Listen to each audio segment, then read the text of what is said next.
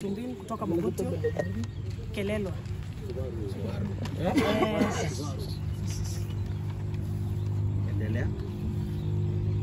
Sisi ni wakati wa eneo la Kipsogon katika kata ndogo ya Mogotio, na juzi tarehe 19 vijana wetu walikuja recruitment kama vijana wengine pale kwenye stadium ya Mogotio.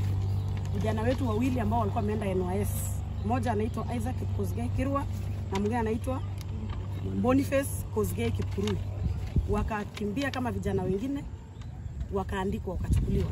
But baadaye jioni wakapigiwa simu usiku saa 5 kwamba warudishe barua zao, hizi calling letters. Lakini sasa vile wako kuja, kwa sababu wako wanajua ni nani huyo wanawapigia simu, wakakuja the next day. The next day wakifika kwa police station wakawekwa ndani.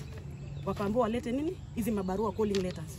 Mmoja ambaye ni Isaac Kosgei Kirwa akapeana barua yake because hakuwa anajua nini endelea. So barua yake ikachukuliwa, yeye akawachiliwa.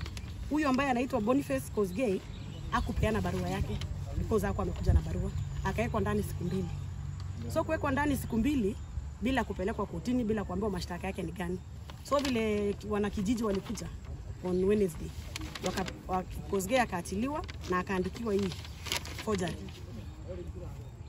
So leo tumekuja, alikuwa ameandikiwa leo wakuja hapa Mogotio Police Station ajiwasilishe.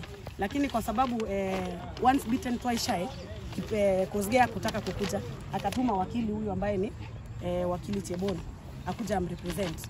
Na pia tukasema si wana kijiji pia tukuje tumsaidie. So vile tumekuja hapa tulikuwa tunataka haki ya kijana huyu au vijana wetu wawili. Barua hii moja ya Kipkurui Kosgei ilichukuliwa na ya Kipkurui haijachukuliwa.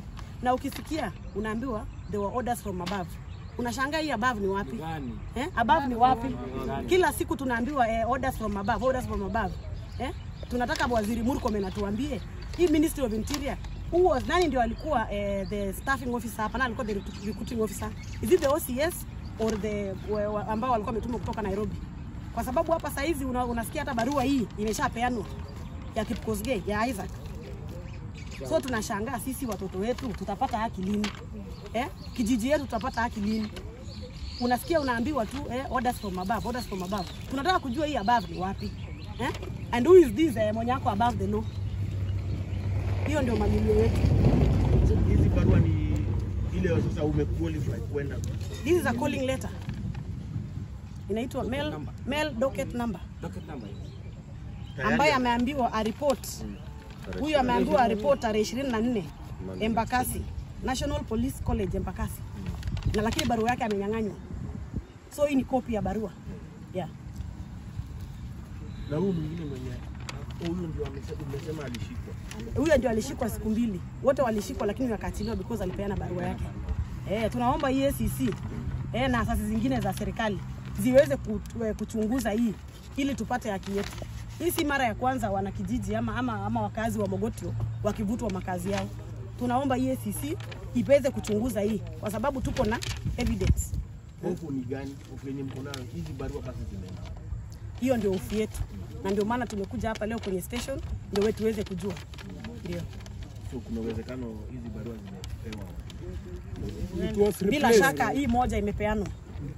But hii nyingine bado tuko nayo.